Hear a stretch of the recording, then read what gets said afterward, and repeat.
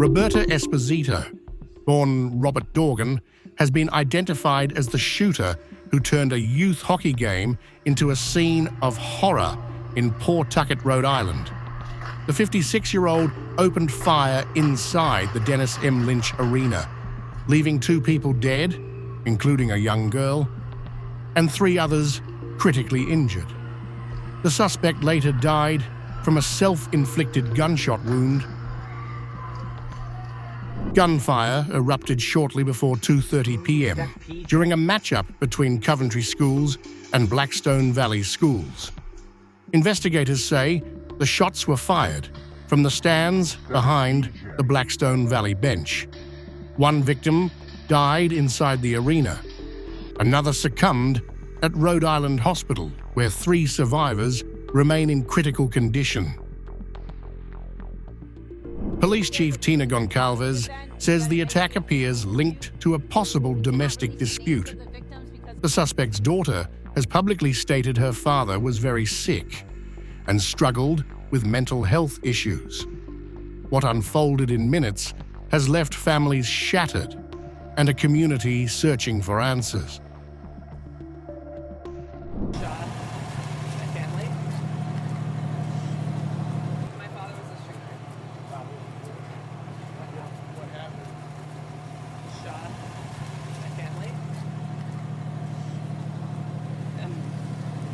Dead now.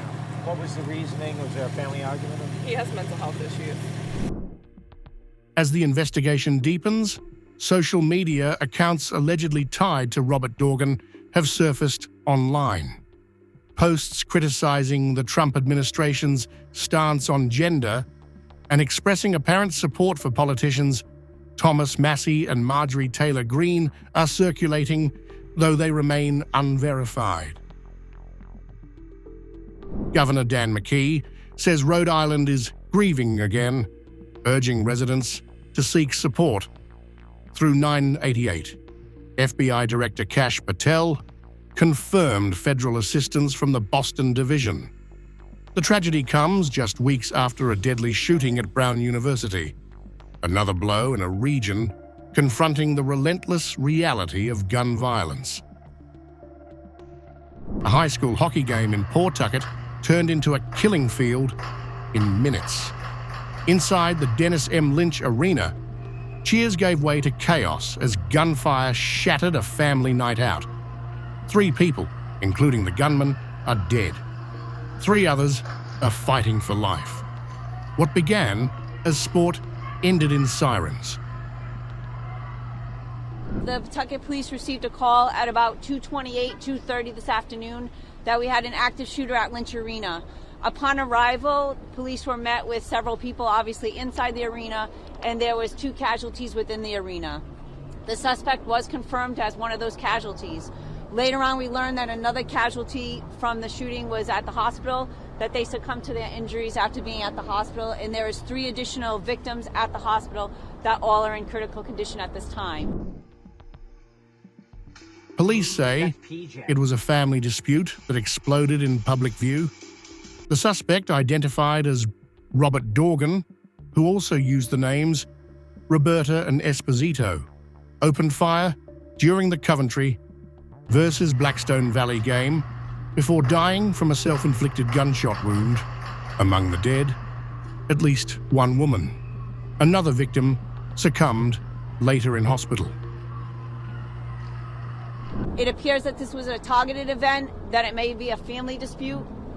We cannot release the names of the victims because obviously we want to speak to the family, make sure that the family is well aware of what happened before we release that information publicly.